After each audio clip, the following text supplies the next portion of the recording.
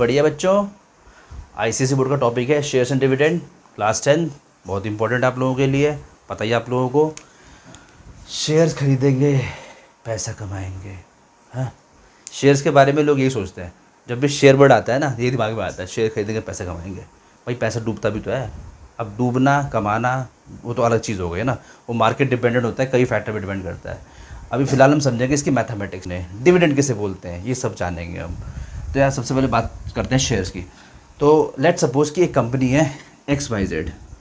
Okay, इस company को अपना बिजनेस को क्या करना है, एक्सपेंड करना है, और इसके पास अभी इतने फंड्स नहीं है, थोड़ा पैसों की कमी हो रही है।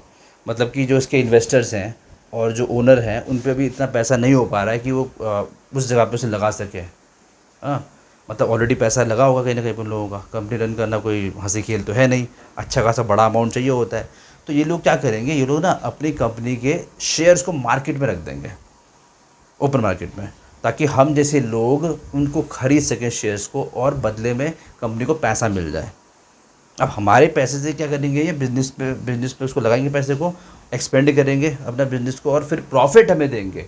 उसी प्रॉफिट को हम डिविडेंड बोलते हैं, जो हमको मिलता है, जो कंपनी जो हमको देती है। ठीक है, तो यार लेट्स सपोज की कंपनी है, उसने क्या करा, 30% शेयर्स मार्केट में उतार दिए। अब 70% शेयर तो खैर उन्हीं के पास होंगे ना, मालिक के पास होंगे, जो उनके प्राइम इन्वेस्टर्स होंगे उनके पास होंगे।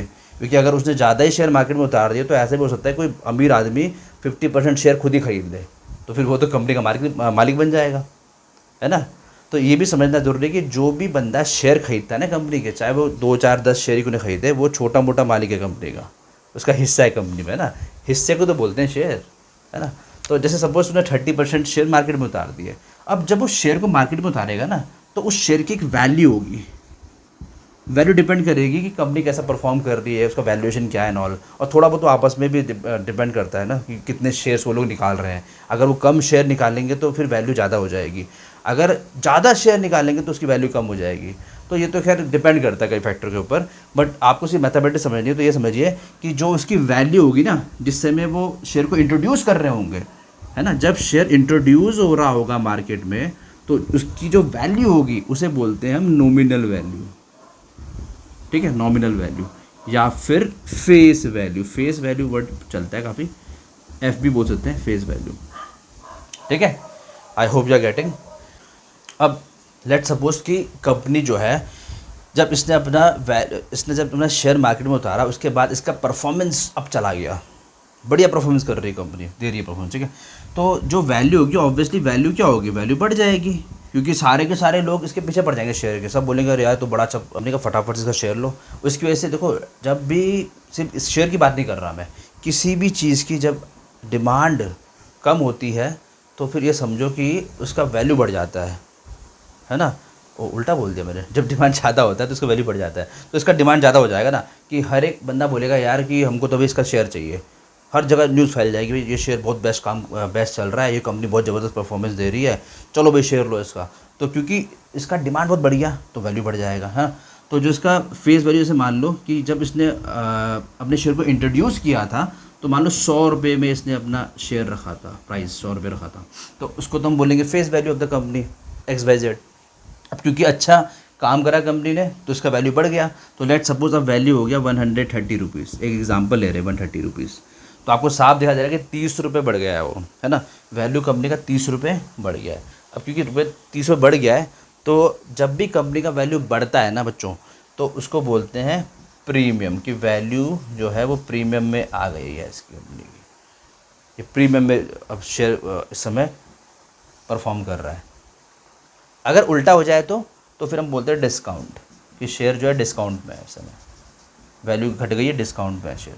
जैसे कि अगर इंट्रोड्यूस करने के बाद कंपनी का परफॉर्मेंस बेकार है, कुछ गड़बड़ कंपनी के अंदर चल रही है, मैनेजमेंट वगैरह में जो भी है, तो शेयर का वैल्यू डाउन चला जाएगा। और जब शेयर का वैल्यू डाउन जाएगा तो हम कह सकते हैं कि डिस्काउंट पे आ जाएगा। क्लियर? ठीक है, तो आपको साफ दिखाई दे रहा है कि यार ये तो डिपेंड कर रहा है मार्केट के ऊपर, कभी कुछ हो रहा है कभी कुछ हो रहा है, it totally depends on market. इसीलिए इसको बोलते हैं मार्केट वैल्यू। क्या बोलते हैं? Market value. मतलब किसी भी मोमेंट में कंपनी का जो कंपनी के शेयर का जो वैल्यू होगा ना, उसे हम मार्केट वैल्यू बोलेंगे कंपनी की। अब मार्केट वैल्यू या तो प्रीमियम पे होता है या तो फिर डिस्काउंट पे होता है, या फिर अगर कुछ भी चेंजेस नहीं आ रहे तो हम बोलते हैं एट पार। क्या बोलते हैं, एट पार। एट पार मतलब बिल्कुल बराबर प्राइस पे, ना ऊपर ना नीचे। 100 रुपये का इंट्रोड्यूस हुआ था, 100 रुपये ही है, उतने का उतना ही है। ठीक है। अब जैसे प्रीमियम है, प्रीमियम का मतलब क्या है, क्या सेंस बन रहा है इसका? ऐसा सेंस बन रहा है कि इट इज़ अबव पार। ये क्या है, अबव पार, इक्वल से ऊपर है। पार मतलब वैसे इक्वल होता है ना। अब डिस्काउंट मतलब क्या हो, बिलो हो जाएगा, मतलब बिलो पार। अगर अगर इक्वल से डाउन है मतलब डिस्काउंट पे है, इक्वल से ऊपर है मतलब प्रीमियम में है। जैसे कि अगर प्राइस उसका 130 है तो वन वो प्रीमियम हो जाएगा। और अगर प्राइस उसका जैसे सपोज 80 रुपीज़ है, 90 रुपीज़ है, कुछ भी है जो 100 से कम होगा, तो उसको हम डिस्काउंट बोलेंगे कि डिस्काउंट पे है। आई होप सेंस बन रहा है पूरा ये। बात कर लेते हैं डिविडेंड की, यार कि हमारा फ़ायदा क्या है बीइंग शेयर होल्डर, हमें क्या बेनिफिट मिल रहा है कंपनी से? तो देखो, हमें जो बेनिफिट मिलता है कंपनी से वो ऑब्वियसली कंपनी के प्रॉफिट पे ही मिलता है।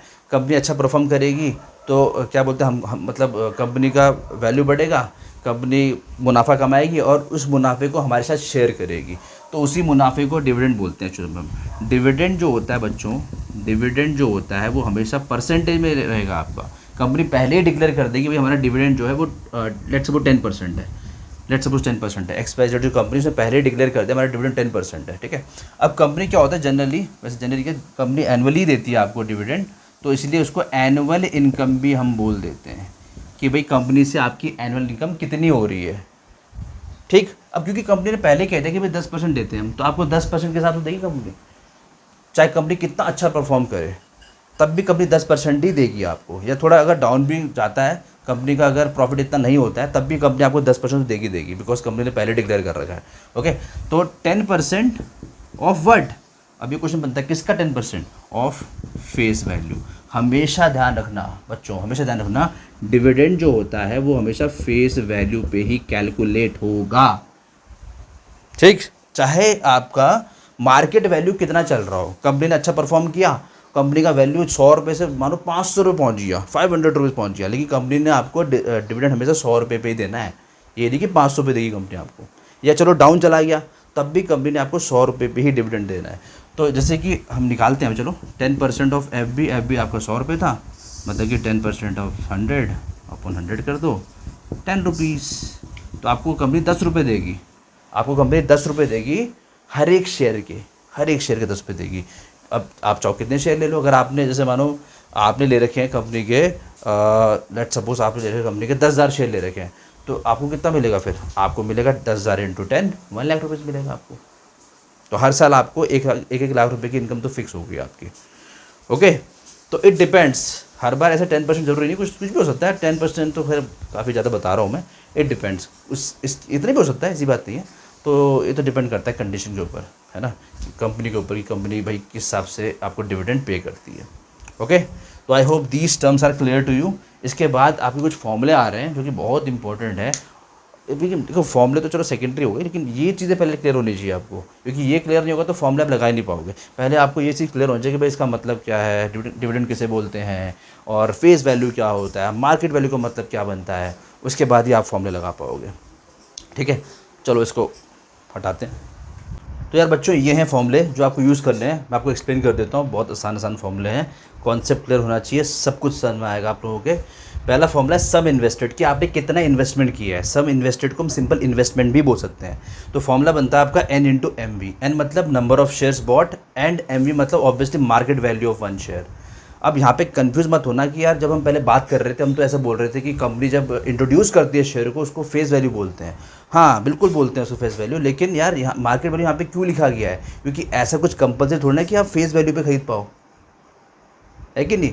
जब कंपनी अपना शेयर को इंट्रोड्यूस करती है मार्केट में, अपना जब आईपीओ लेके आती है, तो उस समय क्या होता है ना बच्चों, ऐसा ऐसा ऐसा होता ही नहीं कि आप उस प्राइस पे खरीद पाओ, ऊपर नीचे तो हो ही जाए। तो उसी ऊपर नीचे की वजह से इसको हम एम बोल रहे हैं। मतलब कि अगर ऐसे मान लो चलो आपने सेम प्राइस पे खरीद लिया, ऐसे मान लो चलो ठीक है, आपने सेम प्राइस में खरीद लिया, तो फिर हम बोल सकते हैं कि आपका एम जो है वो आपका एफ के बराबर हो जाएगा इन दैट केस। लेकिन ऐसा कुछ कंपलसरी नहीं कि आप उस प्राइस पे खरीद पाओ, या तो आप ऊपर खरीदोगे तब नीचे खरीदोगे, ऑब्वियसली मार्केट के हिसाब से खरीदोगे। तो इसीलिए एम ऑफ वन शेयर लिखा जाता है। ठीक है। मतलब एम में एफ भी आ जाएगा, बट एफ बोलेंगे तो सारा काम खराब हो जाएगा, अभी तो हम बोल सकते ही नहीं वैसे भी, सीधी सी बात है ना। अगर शेयर का प्राइस ऊपर चढ़ रखा होगा तो आप कैसे एफ बोल सकते हो उसको? फिर तो आपको ऐसा बोलना पड़ेगा नहीं बट इट इज़ अब पार, डाउन जाएगा तो बिलो पार बोलना पड़ेगा आपको, है ना। इसीलिए M B is the correct form, सबसे बढ़िया एम बी ही बोलना चाहिए हमको, क्योंकि मार्केट पे ही डिपेंड करता है सब कुछ। तो that's why the formula is number of shares N into M B. ठीक है, क्लियर। सेकंड फॉर्मूला देखो इनकम का। इनकम का मतलब ऐसे बोल सकते हैं, रिटर्न ही बोल सकते हैं उसको, या प्रॉफिट बोलते हैं सिंपली। ये काफ़ी इंपॉर्टेंट है भी। आपको जब हम डिस्कस कर रहे थे डिविडेंड को, बताया था आपको मैंने कि डिविडेंड जो होता है हमेशा वो नॉमिनल वैल्यू के ऊपर या फेस वैल्यू जिसे बोलते हैं हम, उसके ऊपर मिलता है। मार्केट वैल्यू चाहे कहाँ पहुँच जाए फ़र्क नहीं पड़ता, लेकिन कंपनी डिविडेंड हमेशा पे करती है फेस वैल्यू के ऊपर। कंपनी ने आपको हमेशा प्रॉफिट देना है अपने फेस वैल्यू के ऊपर। तो इसीलिए सबसे पहले तो आप समझिए कि लेट्स सपोज कि डिस्काउंट परसेंट आपका डी है, तो कंपनी पहले ही आपको इसके ऊपर ही देने वाली है ना, पर शेयर इसके ऊपर देने वाली है प्रॉफिट, जिसको हम डिविडेंड बोलते हैं आसान भाषा में, है ना, शेयर की भाषा में, नॉट आसान भाषा तो प्रॉफिट ही हो गई, ठीक है। तो डिविडेंड किस में मिलेगा आपको, एनबी के ऊपर मिलेगा। और अगर आपने शेयर खरीदे हैं, लेट्स सपोज 1 लाख शेयर खरीदे हैं, तो ऑब्वियसली आपको अपने हिसाब से मिलेगा प्रॉफिट। किसी ने कम खरीदे उसे कम मिलेगा, फिर इसीलिए एन से मल्टीप्लाई कर देते हैं। एन बता नंबर ऑफ शेयर। तो that's why the formula is income is equal to N into D percent into N B. Correct. Next is return percent या फिर प्रॉफिट परसेंट। अब हम बात कर रहे हैं सिर्फ प्रॉफिट परसेंट की, कि कितना हमें प्रॉफिट हुआ। तो ऑब्वियसली आप जितना आप पैसा लगा रहे हो, जितना आपको मिल रहा है, उसी को तो हम कंपेयर करेंगे ना, है ना। अब आपने कितना पैसा लगाया, उसको बोलते हैं इन्वेस्टमेंट, है ना। और जितना आपको मिल रहा है आपने देखा, उसे बोलते हैं income.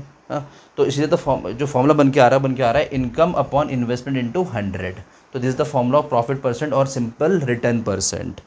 Then next is number of share bought. आपने कितने शेयर खरीदे, अगर आपको वो निकालना है तो आप कैसे निकाल सकते हो। एक तो देखो इससे निकाल सकते हैं, जो हमने पहले पढ़ा है ना, स्टार्टिंग में जो फॉर्मूला हम देख पा रहे हैं यहाँ पे, कि इन्वेस्टमेंट अपॉन एम वी कर दो आप, है ना। इन्वेस्टमेंट यहाँ लिखा नहीं मैंने, चलो लिख देता हूँ। आप क्या कर दो, इन्वेस्टमेंट जो आप इन्वेस्ट कर रहे हो upon M V, obviously 1 share की बात कर रहा हूँ मैं, एम वी ऑफ 1 शेयर, ये कर दो आप। तो इससे भी आपका क्या निकल जाएगा, पहली बात तो नंबर ऑफ़ शेयर बॉट निकल जाएगा। इसके अलावा कुछ और फॉर्मूले भी होते हैं, जैसे कि total dividend upon dividend of 1 share. जितना आपको डिविडेंड मिल रहा है, कंप्लीट पूरा डिविडेंड जितना मिला आपको, उसको डिवाइड कर लो कि आपका 1 शेयर पर कितना डिविडेंड आपको मिलता है, उससे भी आपके नंबर ऑफ़ शेयर निकल जाएंगे। भाई कंपनी आपको एक्स्ट्रा डिविडेंड तो देगी नहीं ना, सोचने की बात है। कंपनी आपको उतना ही डिविडेंड देगी लास्ट में एनुअली, जितना आपने शेयर खरीदे हैं उसके हिसाब से मिलने वाला है आपको। इसीलिए total dividend upon dividend of 1 share. और एक और फॉर्मूला आपका टोटल इनकम अपॉन इनकम। हाँ, ये भी इंपॉर्टेंट फॉर्मूला है, काम आता है काफ़ी। Total income upon income, right, कि आपकी कितनी इनकम हुई, कितना प्रॉफिट आपका हुआ, कंप्लीट प्रॉफिट कितना हुआ, और 1 शेयर पे कितना प्रॉफिट हुआ तुमको। इसलिए यहाँ पे लिखा हुआ है total income upon income. Income पता है यहाँ पे प्रॉफिट की हम जो बात कर रहे हैं, हम बात कर रहे हैं 1 शेयर पे कितना हुआ आपको, ठीक है, क्लियर। तो इससे आपके नंबर ऑफ़ शेयर्स निकल जाते हैं। I hope these formulas are clear to you. इसको फटाफट से कॉपी कीजिए, याद कीजिए, फिर हम शुरू करते हैं एक्सरसाइज। तो देखो फर्स्ट क्वेश्चन है, find the dividends received on 60 shares of ₹20 each if 9% dividend is declared. Okay, चलो करते हैं इसको, काफ़ी आसान क्वेश्चन है। तो देखो आपको साफ दिख रहा है यहाँ पे, उसने बोला है 60 शेयर्स ऑन ₹20। तो पहली बात तो नंबर ऑफ शेयर्स कितने हैं आपके, नंबर ऑफ शेयर्स आपके यहाँ 60, ओके। एंड शेयर का फेस वैल्यू कितना है, एफ बी कितना है, ₹20। साफ साफ लिखा हुआ है 60 शेयर्स ऑफ ₹20। जब भी ऐसा लिखा रहता है ना ऑफ समथिंग, तो उसका मतलब वो आपको एफ बी बता रहा है, फेस वैल्यू बता रहा है आपको। अब इसमें डिविडेंड जो है उसका रेट 9% है। डिविडेंड का जो रेट है वो कितना है, 9% आपको, सॉरी 9% तुम्हें गिवन है, ठीक है। तो 9% गिवन है। आपको एक फॉर्मूला याद होगा, या अगर फॉर्मूला भी हम साइड कर देते, बताया था कॉन्सेप्ट आपको, कि डिविडेंड जो मिलता है ना आपको, वो हमेशा फेस वैल्यू के ऊपर मिलता है। चाहे कंपनी का शेयर कितना आगे चला जाए, कितना ऊपर उठ जाए उसका मार्केट वैल्यू, उससे फ़र्क नहीं पड़ता, कंपनी हमेशा फेस वैल्यू के ऊपर ही डिविडेंड देती है, राइट। तो देखो इसमें क्या है, अगर मैं टोटल डिविडेंड निकालना चाहता हूँ, if I want to find total dividends, तो क्या हो जाएगा आपका फॉर्मूला, क्या हो जाएगा आपका, डी परसेंट जो आपको दे रखा है इंटू जो हम कह सकते हैं कि फेस वैल्यू, जो आपका फेस वैल्यू है, ठीक है, उसके ऊपर ही निकालना है आपने, और नंबर ऑफ़ शेयर से मल्टीप्लाई कर देना उसको। ये 1 का हो जाएगा, और नंबर ऑफ़ शेयर जैसे कि आपका 60 शेयर है, तो टोटल निकल जाएगा आपका। चलो कर देते हैं इसको। तो डी आपका कितना है, 9 है, 9/100 फेस वैल्यू आपका कितना है 20 रुपीज़ है और नंबर ऑफ शेयर आपका 60 रुपीज़ है। कट कर दीजिए। तो 9 18 18 से 108, तो 108 is the answer. I hope it's clear. अच्छा, यहाँ पे डिविडेंड का स्पेलिंग थोड़ा गलत हो गया था, वो सही कर लेना, डिविडेंड, ठीक है। चलो ओके, तो नेक्स्ट क्वेश्चन है आपका, मैन बाइज 210 रुपीज़ शेयर। पहली बात तो नंबर ऑफ शेयर्स कितने हो गए, नंबर ऑफ शेयर्स, इसको आप सिंपली एन भी बोल सकते हो, 200 हो गए, 2 शेयर बाई कर रखे हैं एट रुपीज़ 12.50 एच, इतने में ख़रीदा है उसने, ठीक है। And receives a dividend of 8%। अच्छा, इसमें स्टार्टिंग मेंशन किया गया 210 रुपीज़ शेयर, इसका मतलब कि जिसका फेस वैल्यू है वो कितना है, 10 रुपये है फेस वैल्यू, और ख़रीदा 12.5 रुपये में है। इसका मतलब वो क्या हो जाएगा आपका market value, market value is 12.50 rupees, right. अब इसमें क्या है ना, अच्छा एक और चीज़ है, डिविडेंड तुम्हें दे रखा है, डिविडेंड जो है वो कितना है 8% दे रखा है तुमको। अच्छा, इसमें आपको निकालना है कितना उसने इन्वेस्ट किया, इन्वेस्टमेंट कितना है उसका। तो इन्वेस्टमेंट का फॉर्मूला क्या है, अच्छा अगर देखो फॉर्मूला हम साइड भी कर देते हैं, थोड़ा कॉमन सेंस लगाते हैं हम। इन्वेस्टमेंट मतलब कितना उसने पैसा खर्च किया है इनको खरीदने में, तो ऑब्वियसली 200 शेयर खरीदे उसने और एक शेयर उसको 12.5 रुपये का पड़ा, तो ये नहीं करना पड़ेगा हमको, सिंपल 200 इंटू 12.50, है ना। और अगर फॉर्मूला आपको याद आ रहा है तो मैंने क्या लगाया फॉर्मूला, मैंने लगाया number of shares into market value of 1 share, ये लगाया मैंने, ठीक है। तो ये कितना हो जाएगा आपका 12.5 into 200, it will come out to be 2500 रुपये, ठीक है, 2500 रुपये, ये इसका इन्वेस्टमेंट हो गया। अच्छा, इसमें हमको वो भी निकालना है कि इसका डिविडेंड कितना है ना, टोटल डिविडेंड कितना है। तो अभी हमने किया था प्रीवियस क्वेश्चन में, तो total dividend is equal to, dividend calculate करते हैं वैसे किस पे, फेस वैल्यू के ऊपर, मतलब कितना जा रहा है, मार्केट वैल्यू फर्क नहीं पड़ता उससे कभी भी, तो आपको सिर्फ फेस वैल्यू से मतलब होना चाहिए। तो रेट आपको 8% दे रखा है, तो 8/100 इंटू फेस वैल्यू मतलब कि 10 रुपये, और क्या बोलते हैं अपना number of shares, number of share कितने हैं तुम्हारे 200, कट कर दीजिए इसको, तो कितना हो जाएगा 20 इंटू 8 160। Hope it's clear. बाकी अगर फॉर्मूला चाहिए तो फॉर्मूला आपको क्या है, dividend is equals to dividend percent into face value into number of share, ये टोटल डिविडेंड का फॉर्मूला लगाया मैंने, टोटल जो उसको मिलेगा। Clear, I hope so. Okay, question number 5 देखो, और ये क्वेश्चन काफ़ी इंपॉर्टेंट है बोर्ड एग्जामिनेशन के लिए भी, ऐसे क्वेश्चन आते रहते हैं। पहला इसमें 3 पार्ट्स हैं। कह रहा है सलमान बाइज 50 शेयर्स, पहली बात तो एन कितना हो जाएगा आपका 50 हो जाएगा, ठीक है। फेस वैल्यू तुम्हें दे रखा कितना 100 रुपये, एक शेयर का फेस वैल्यू कितना है 100 रुपये, और कह रहा है कि अवेलेबल एट ₹135, मतलब कि मार्केट में जो है ना उसका प्राइस इतना है 132 रुपये, इतने में अवेलेबल है वो, ठीक है। ये तो फेस वैल्यू है, ये मार्केट वैल्यू चल रही है उसकी 132। पहला पार्ट है आपका कि उसकी इन्वेस्टमेंट कितनी है, उसने कितना इन्वेस्ट किया है। तो पता ही आपको फॉर्मूला, तो इन्वेस्टमेंट या फिर कॉमन सेंस भी लगाया जा सकता है कि 50 शेयर लिए हैं और 132 का आपका शेयर का प्राइस चल रहा है, इनको मल्टीप्लाई कर लेंगे आपका आंसर आ जाएगा। तो ये कितना आएगा आपका 132 6600, ठीक है। तो इतना आपका इन्वेस्टमेंट हो जाएगा, मतलब सलमान का इन्वेस्टमेंट हो जाएगा, ठीक है। तो नेक्स्ट देखिए सेकंड पार्ट आपको पूछ रहा है कि if the dividend is 7.5% per annum what will be his annual income. तो आपको डिविडेंड का रेट दे रखा है 7.5%। तो जैसे हमने अभी प्रीवियस क्वेश्चन में किया था, हमने निकाला टोटल डिविडेंड, तो बेसिकली एनुअल इनकम का मतलब टोटल डिविडेंड ही होता है, उसको ये भी बोल सकते हैं हम। तो जो आप एनुअल इनकम जब निकालोगे तो आप वही लगाने वाले हो फॉर्मूला, तो क्या डिविडेंड परसेंट, और किस पे निकालते हैं हमेशा फेस वैल्यू पे, है ना, अब तो आपको याद ही हो गया होगा, और इनटू नंबर ऑफ शेयर्स जो लगाते हैं इसको 7.5/100, फेस वैल्यू 100 रुपये है, 100 रुपये लिख दो, इनटू नंबर ऑफ शेयर्स कितना 50 है, 50 लिख दो, पॉइंट हटा के 0 लिखो, 2 से 2 उड़ाओ, इसको से कट कर दो। नाउ 75 इंटू 5, तो 75 इंटू 5 कितना होता है आपका 375, ठीक है। तो this is the annual income. Okay, अब देखते हैं थर्ड पार्ट में आपको क्या पूछा गया है अगर वो अपनी इनकम बढ़ाना चाहता है, लिखा है ना, if he wants to increase his annual income by ₹150, how many extra share should he buy, उसको कितने एक्स्ट्रा शेयर बाय करने पड़ेंगे अगर वो अपनी इनकम को बढ़ाना चाहता है तो।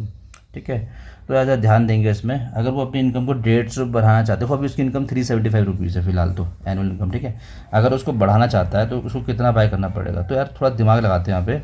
हमको पता है कि 7.5% तुम्हारा डिविडेंड रेट है ना, एक शेयर पे आपको इतना मिल जाता है। तो पहले हम लोग एक काम कर लेते हैं, पता लगा लेते हैं कि उसको एक शेयर पे एग्जैक्ट कितना पैसा मिल जाता है, कितना रुपए मिल जाता है, क्योंकि ये तो परसेंटेज में है। तो चलो निकालते हैं। तो डिविडेंड क्या हो जाएगा आपका, dividend percent into face value, है ना। यहाँ पे एन से मल्टीप्लाई नहीं करना, बिकॉज एन का मतलब होता है कि आप क्या कर रहे हो, आप वो कर रहे हो, मतलब कि कंप्लीट चेक कर रहे हो आप, वो तो मुझे पता है पहले से इतना है, हम कंप्लीट इसे एक शेयर का देख रहे हैं। ठीक है, तो क्या हो जाएगा यहाँ पे डिविडेंड परसेंट बनता है कि 7.5 और into face value. I hope आपको बात समझ में आ रही क्या बोलना चाह रहा हूँ मैं। तो इसको अपॉन 100 कर देंगे तो ये कट जाएगा, तो 7.5 रुपीज़ एक शेयर में उसको 7.5 रुपीज़ मिल रहा है। ठीक है, अब यहाँ पे कंफ्यूज मत होना कि यहाँ पे 7.5 है तो ये भी 7.5 होगा, ऐसा नहीं है, वो चांस की बात है, बिकॉज आपका फेस वैल्यू 100 रुपीज़ है तो इसलिए सेम आ गया। कुछ और होता तो कुछ और आता। तो देखो ये इतना मतलब उस रुपया उसको पर शेयर में मिल रहा है, एक शेयर में इतना रुपये मिल रहा है उसको। अब वो कितना अर्न करना चाहता है, वो जो उसको एक्स्ट्रा इनकम जो चाहिए, वो एक्स्ट्रा इनकम जो चाहता है कितनी चाहता है, 150 रुपये की चाहता है। तो अगर एक्स्ट्रा इनकम चाहिए तो एक्स्ट्रा उसको मिलना चाहिए डिविडेंड, तभी एक्स्ट्रा इनकम हो पाएगी। तो कितना कितना नंबर ऑफ शेयर लेना पड़ेगा उसको, तो नंबर ऑफ एक्स्ट्रा शेयर्स कितना होना चाहिए, 150 150 अपॉन 7.5। भाई देखो हर शेयर में उसको 7.5 रुपीज़ मिलने वाला है, और वो चाहता है कि 150 एक्स्ट्रा हो जाए मेरा, मुझे इतना पैसा और मिल जाए, तो इससे उसका नंबर ऑफ शेयर्स निकल जाए कट करके। I hope you are getting, है ना। भाई देखो जितना वो इन्वेस्टमेंट करेगा, जितना वो शेयर खरीदेगा, उसी के हिसाब से तो पैसा मिलेगा ना उसको। अगर 150 एक्स्ट्रा चाहता है तो एक्स्ट्रा बाय करना ही पड़ेगा, राइट। चलो कट कर देते हैं इसको, तो यह हो जाएगा 20